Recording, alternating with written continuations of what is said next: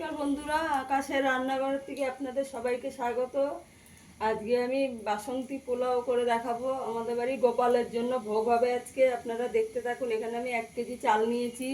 চালটাকে ভিজাইনি, এমনি ধুয়ে জল ঝরিয়ে রেখেছি। এখানে আদা 1 চামচ গ্রেট করা দিয়ে দিয়েছি।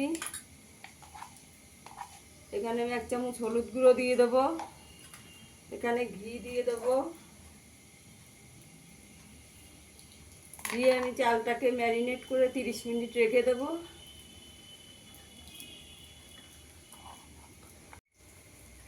গরম মশলা দিয়ে দেবো। আমি এখন নুন চিনি কিছু দেবো না, এগুলো আমি পরে দেবো। এমনি চালটা মেখে রেখে দেবো। চালটাকে ভালো করে মেখে রাখবো।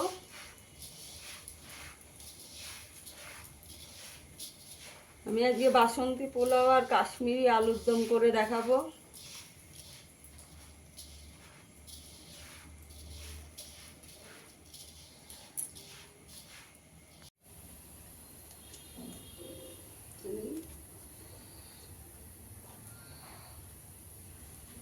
এই বন্ধুরা, আমি কড়াইটা বসিয়ে দিয়েছি। একটু ঘি দিয়ে দেবো পোলাওয়ের জন্য। কাজু বাদামটা ভেজে নেব। কাজু বাদামটা ভেজে নেব।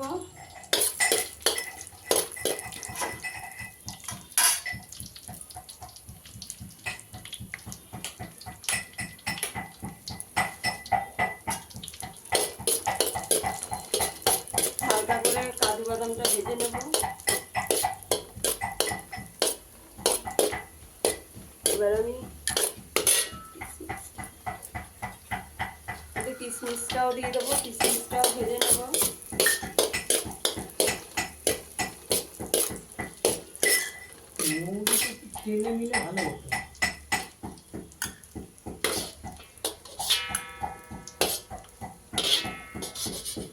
তুলে নেবো এবার।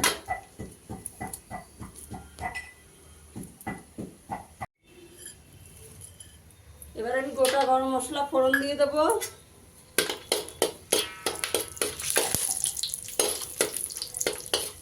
গোটা মশলাটা দিয়ে একটু ভালো গন্ধ বেরোলে এবারে যে মেখে রাখা চালটা দিয়ে দেবো।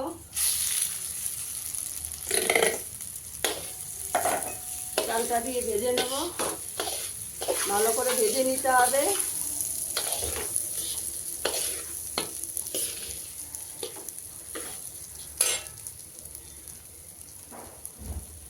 করে চালটা ভেজে নিতে হবে। আমি এই বাটির 2.5 বাটি চাল দিয়েছি।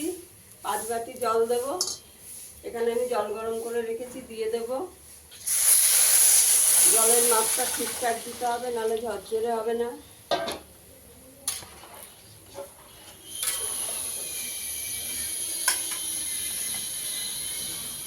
এবার আমি নুন দিয়ে দেব। পরিমাণ মতো নুন দিয়ে দেব। চিনিটা পরে দেবো আমি। এবার 5 মিনিট ঢাকা দিয়ে দেবো। দিয়ে দেবো পরিমাণ মতন চিনি দিয়ে দেবো। আপনারা যেমন নুন চিনিটা আপনাদের স্বাদ মতন দেবেন।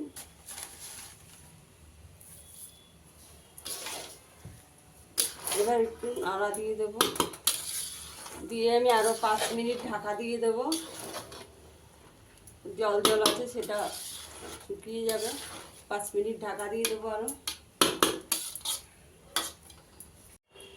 ঢাকনাটা তুলে দিলাম। দেখুন বন্ধুরা, আমার পোলাওটা হয়ে গেছে।